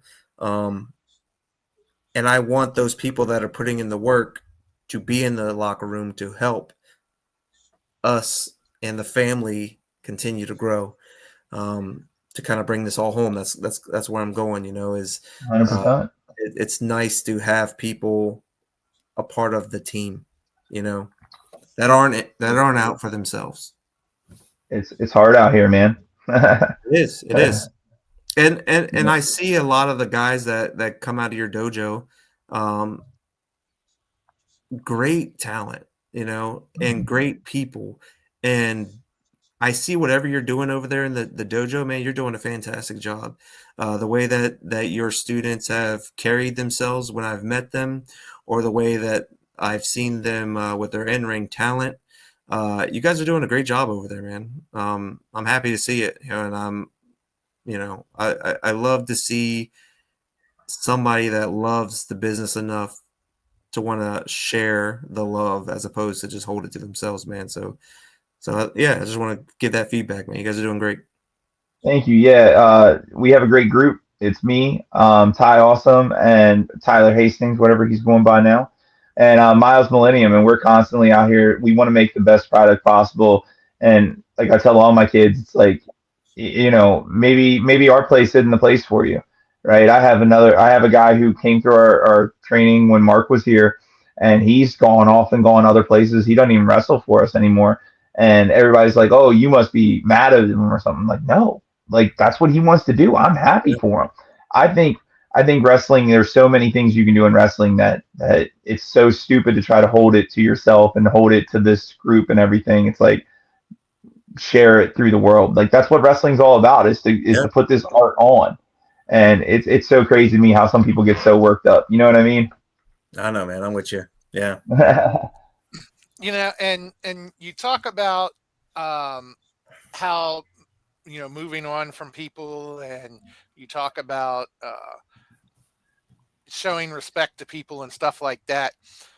What went through Cowboy Carlson's head when Cisco ripped that title out of your hands after you won it and looked at you and looked at that title and then finally just looked back at you, shook your hand, handed you that title, and then raised your hand and rolled out of the ring as a sign of respect? What went through Cowboy Carlson's head when all that happened? Well, the first thing I thought of when he took the title was like, maybe I knocked him loopy because I won the match. And I like, what are you doing, kid? Then when he gave it back to me, I was like, oh man, that's like super cool. He wanted to hand it to me, not the referee. He wanted to show me the respect, and he gained a lot of respect for me. Cisco has grown on me. I used to call him Crisco, and Cisco has now grown on me. I have a lot of respect for him, and he went to war with me. He busted me open, and it was intense, and just to share that fight with someone who wanted it just as bad as I did, right? Like that's emotion, that's feeling, and he took blood from me, and now he has a part of me forever, and I feel like I have a part of him forever because I ended his title run. So we now our careers have now crossed paths that will lay forever, and I totally respect that and respect him as a person. Yeah, I hope to see you guys link back up one day. Yeah. I mean, hey, I'm open for him anytime. So he gave me the rematch, and he chose the match. So maybe one day I have to return the favor. And you know, you mentioned respect and everything, and you mentioned the blood, and you know, I said it earlier. You know, I don't know how anybody could watch that match, and how anybody could see the blood, see what you went through, and see you walk out that way and see the fight that you had, the way you kept coming back, and the fact that nothing would end you. And if they didn't respect you before, not respect you afterwards. And, you know, if anybody can do that and not respect Cowboy Carlson, what do you have to say to them? F him. I mean that. Like I totally put it all out there, right? When he hit me with that cowbell, I felt it lay open, and I was like, oh, that was something. And I reached up there and touched it, and I was like, oh, it's everywhere. And I was pretty mad because there was a group of people that were cheering, "We want blood." And I literally looked at him and I was like, he's not gonna bust me open. Why would I bleed? And then next thing I know, I was bleeding. I was pretty upset about that. You know, we do have the theory. Dude, I'm telling you, I have a scar from him now. You know, that bell is sharp. Maybe next time you get a Gavin, if you could file it to where it's not as sharp, I'd appreciate that.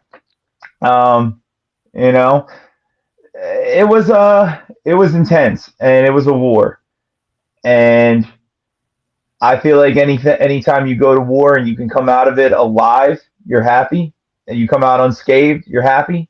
Not only did I come out unscathed, besides the scar, I came out with the title, and I'm extremely happy with what we did, and I'm extremely happy with leaving it all out there. I gave everything I had to win this title, and they'll have to take everything I have in order to beat me. It's going to be a bad SOB to take this from me. So what is next for Cowboy Carlson then? What's next is to become the greatest Mid-Atlantic champion ever, is to defend this forever. You know, like I said, the only way I'm giving this up willingly is if that means I get a shot at the big title. I'll give it up willingly if you give me a shot at the Marcus Kane. I'll give it up willingly if you give me a shot at whoever takes it off of him. However far this goes, I'll give it up willingly. You can have it. But I'm not losing this. I will fight tooth and nail. I mean, You will have to lay me out. I will have to be passed out. because I mean, I've already seen a challenge in the comments tonight. You know, Victor Jones has already said, why don't you come face him and face him clean, and he'll take that title from you. And I think your next match was announced earlier today. Was it not, Gavin? That's right. On social media, we went ahead and made the announcement. You know, the winner of the first Berkeley Battle Royal against the new Mid-Atlantic champion. That's right, Victor Jones versus Ranch Hand Carlson. Guys, this one, you know, you might have to saddle up and go to war again because, man, coming off that steam from BerkleyMania, you know, you got your fight for you here with Victor Jones. Yeah, people have short memories, though. Vic might have beat 20 people in a battle royal, but that's throwing him over the top. That's not knocking him out, right? People have short memories. I went into a gauntlet match. I beat Rayo, and then Victor Jones came out, and guess who I beat? Victor Jones to get this title shot. So there's short memories out here that people don't remember. I can beat them. And I get what they're going to say is, well, Cisco technically beat you the first time. I don't care. Vic better bring his A game, and he better be ready to knock me clean out if he wants this title. Because there ain't no way I'm going to just lay there and take a 1-2-3. There's no way I'm going to tap out. He's going to have to pass me out to get this. Vic, I respect you. You look in the best shape of your whole career. You're no longer the cake boss. You're the cupcake boss. All right, I get it, right? But I'm a bad dude, and you're going to have to come at me with everything you got. You can beat 20 men all day by throwing them out, but you're going to have to take everything you got to beat one guy, and that's me. I'm definitely looking forward to it. You know, Definitely looking forward to that match. Yeah.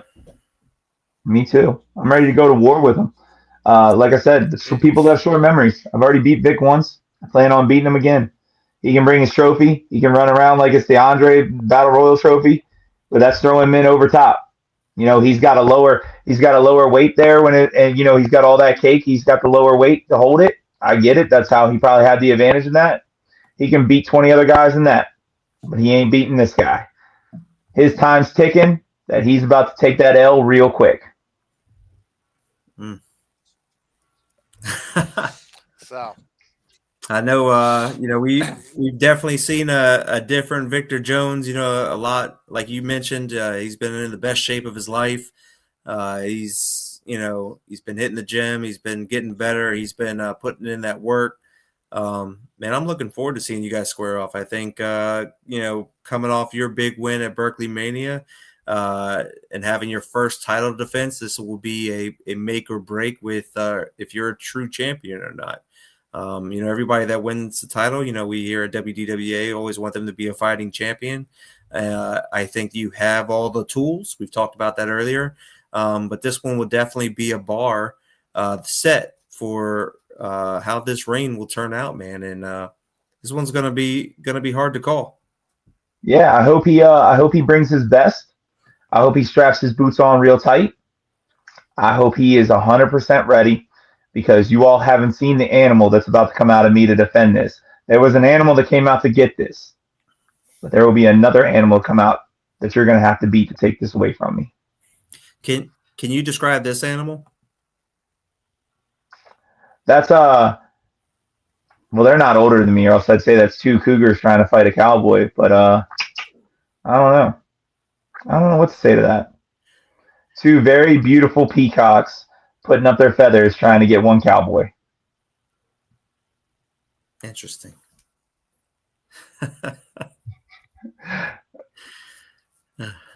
Did you those girls were trying to seduce me. They were trying to. Huh? Did you have to saddle up?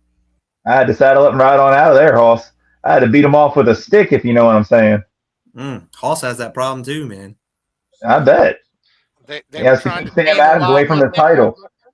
That's why he lost his title. He was too busy looking at merchandise. Yeah, he might have been in his own limo. Yeah, that's probably what happened. To be honest with you.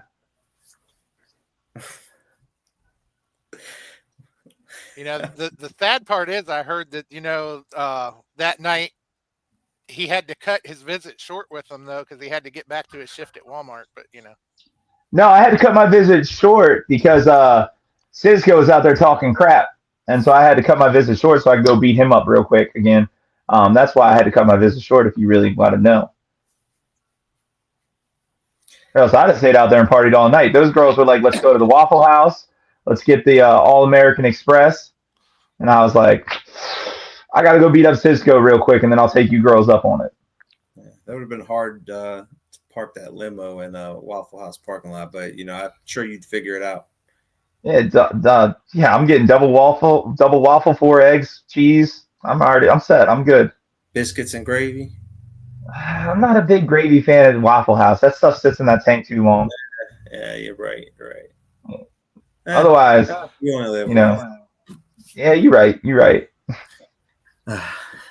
So, well, man, Gavin, do we have anything else for the Cowboy tonight?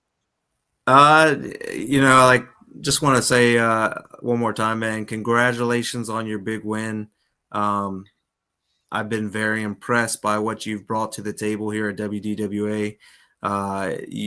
You being the new Mid-Atlantic champion and representing WDWA has definitely shown that you are a force to be reckoned with.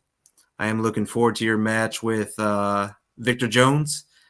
We'll see how that turns out. But that being said, having both of you gentlemen in the ring together is what makes WDWA the company that it is, man. But thank you for taking the time.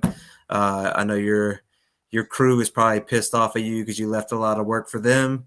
But, thank you for taking that time to join us here on Elevation. We appreciate it. No, thank you for having me, and I appreciate you guys. And the fans better be looking forward to this match because me and Vic are about to kill it. I want to thank all the fans for joining in and jumping on here and commenting and saying the ticks and everything. And I appreciate you guys very much. And John, if you ever want Sam Adams to give your title back, pay me $20,000. I'll beat him up and take it for you. No problem at all. That's all right. Either Gavin's going to get it back or I'm going to get it back. That's cashier check only, and I'll help you out. Don't worry. Cashier check only, though. Hey, real quick, Night Owl wants to let you know you have some crap on your shirt, John. Yeah, I know. This is what happens when you work on the farm all day. No, he's talking about John's football team. Oh, the Stars? No, John. Oh, John, my bad. Sorry. He's talking about my Raiders, but that's okay. He's just jealous because his team is the only one that lost in the AFC West this week. But that's beside the point. I don't really understand that football too much. They don't ride horses or anything, so. Yeah, it's like polo. Yeah, I like rodeo. That's about it. Give me a rodeo or a NASCAR race. I don't know about this football stuff. That's kind of soft. Those guys can't even hit each other anymore. Yeah, man, you guys are really good at advertising.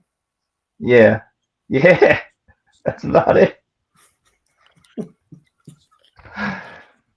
So, John, you got anything else for him? Carlson? No, just thank you guys so much. Thank you for coming on. Thank you, John. It's been a pleasure.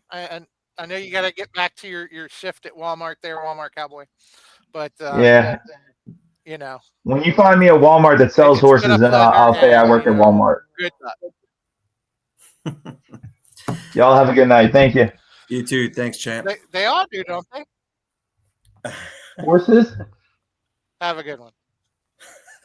Oh, yeah, the horses, they sell those little stick horses, I think, but man, it was great to have him on. He started off, being a pain in the butt, man. He just like Misuse, he ran around with his own rules. But he has come to a point where his goals have changed. His goals are to be the best wrestler by any means necessary. And just showing that effort and stuff like that is what made the fans fall in love with this guy. So again, I'm looking forward to seeing him and another fan favorite, Vic Jones, get back together and tear the house down. You guys can see that on September 20th at the Berkeley County Youth Fairgrounds in Martinsburg. That's right. Doors open up at 5:30 p.m. and bell time 6:15 p.m.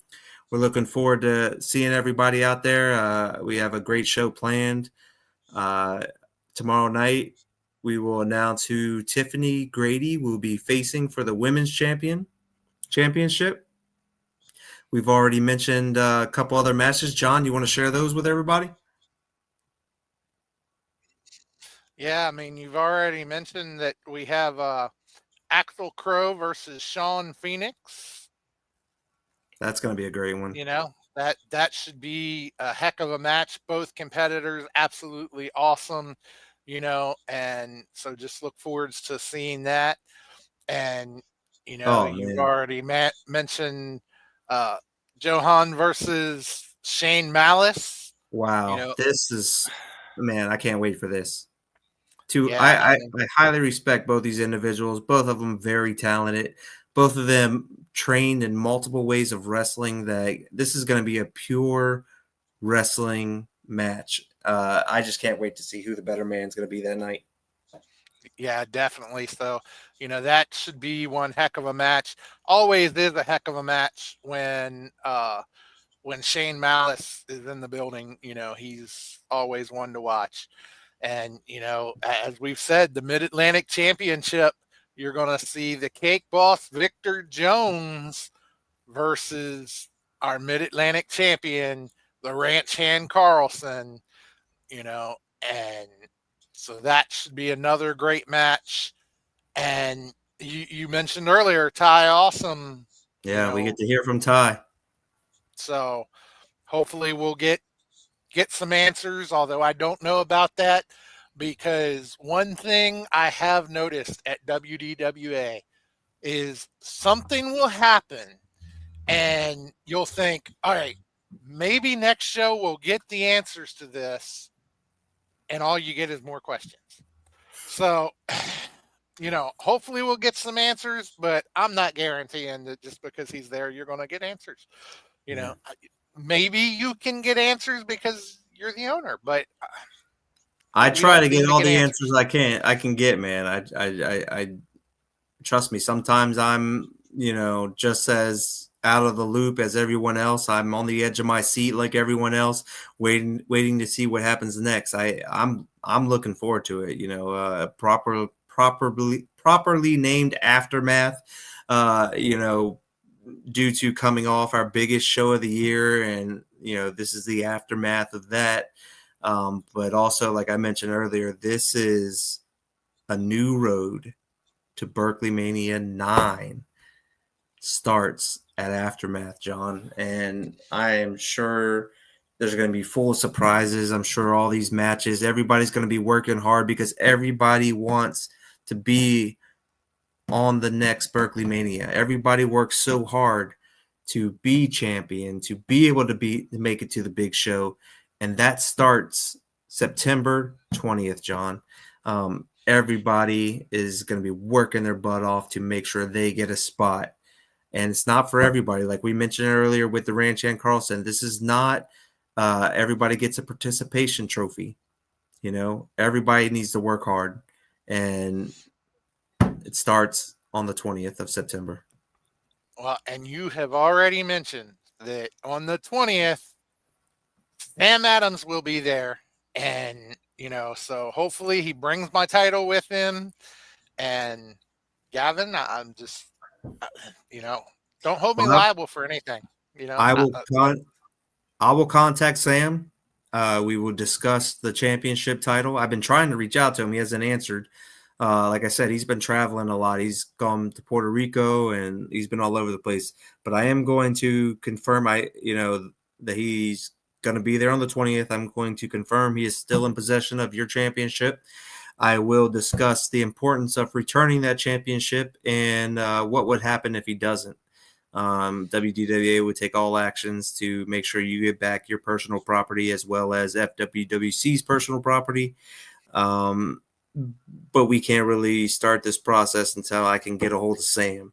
But I guarantee you, I will do everything I can, John, to make right all the wrongs that Sam has done. So bear with me. I will do my best. He's not the easiest guy to do the right thing, but we have a lot of security around. We have a great team. I do know he will be there based off the last conversation I had with him and Brothers Gray. But here at WDWA, we don't take things lightly. If it comes with any legal matters that we have to take or any drastic measures, we would definitely take. Dashing Donnie Diablo would like to see Sam Adams versus Hoss with Renee Martinez join him in commentary. That would be an amazing match. I would love to see it. I'd love to hear Renee on the stick with Donnie. Yeah, man. But I would do my best, brother. But if anybody has not been able to check out WDWA in the last couple months and you were not able to attend BerkleyMania, John, where can they see WDWA action? Be sure to tune in to Wild Patriots YouTube channel on Thursday nights. And, every Thursday night he drops a new episode of Frontline, ladies and gentlemen. And on Frontline, you get caught up on all the action, not to mention, he catches backstage action from time to time and, exclusive interviews. And there's just so much that Juan catches on there. He is just absolutely phenomenal, with what he does. So be sure to catch Frontline. And you never know who you're going to hear on commentary. Most of the time, you'll hear the dashing Donnie Diablo with Steve Netz. You'll hear myself with dashing Donnie Diablo. Just so many great commentary teams there. And you never know what's going to happen. So if you ever miss a show, be sure to catch up on Frontline. Thursday nights, 8 o'clock. So that's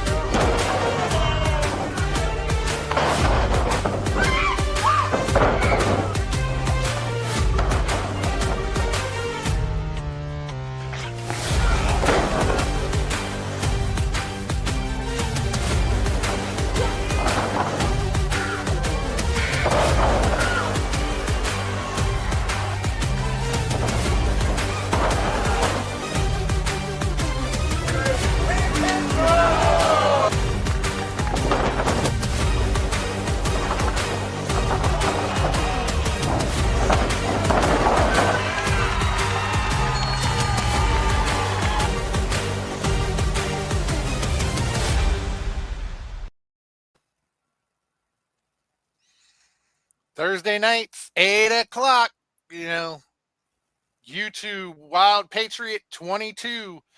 Don't miss it, ladies and gentlemen. If you've missed the show, make sure you don't miss Frontline.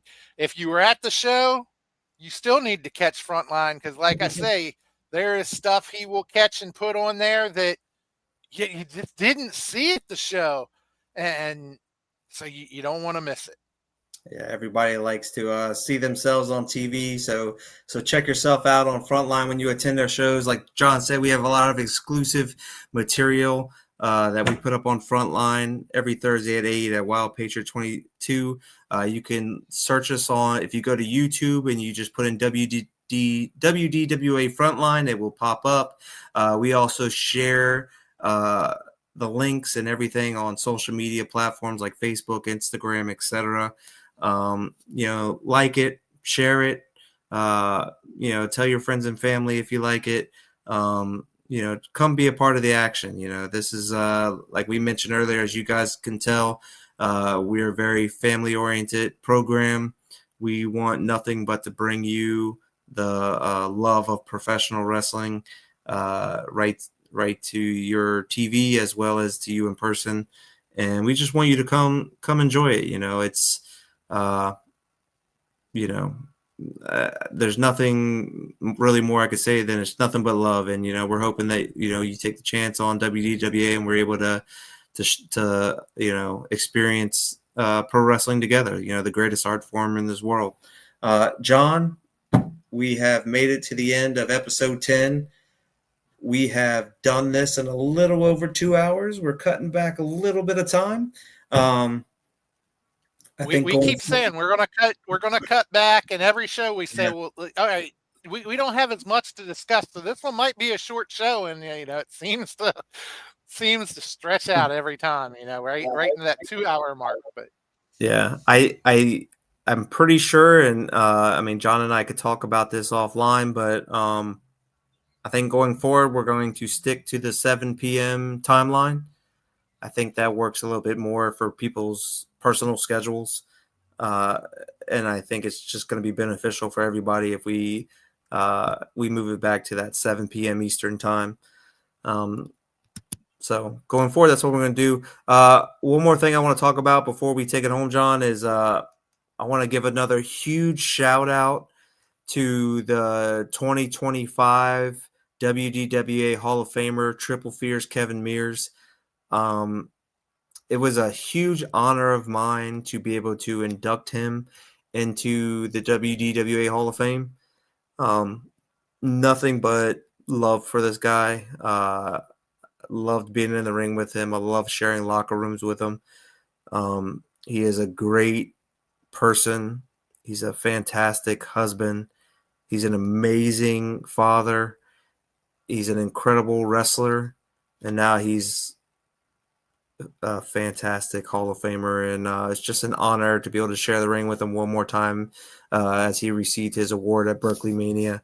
And, I really want him to get all the dues because he deserves them all. So, Kevin, if you're out there, buddy, I mean, we've talked already 100 times since then about how much love we have for each other, but congratulations, buddy. It was an honor.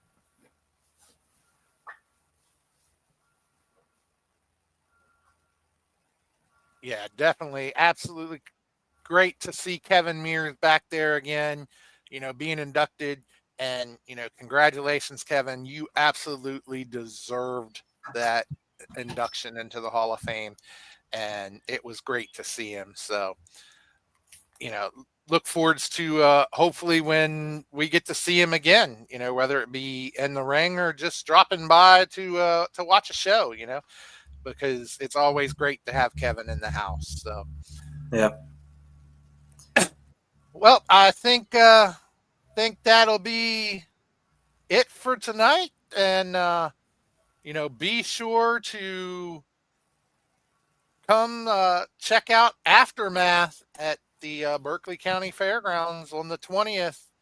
It's there's going to be a lot of implications from BerkleyMania, and it's something that you are not going to want to miss.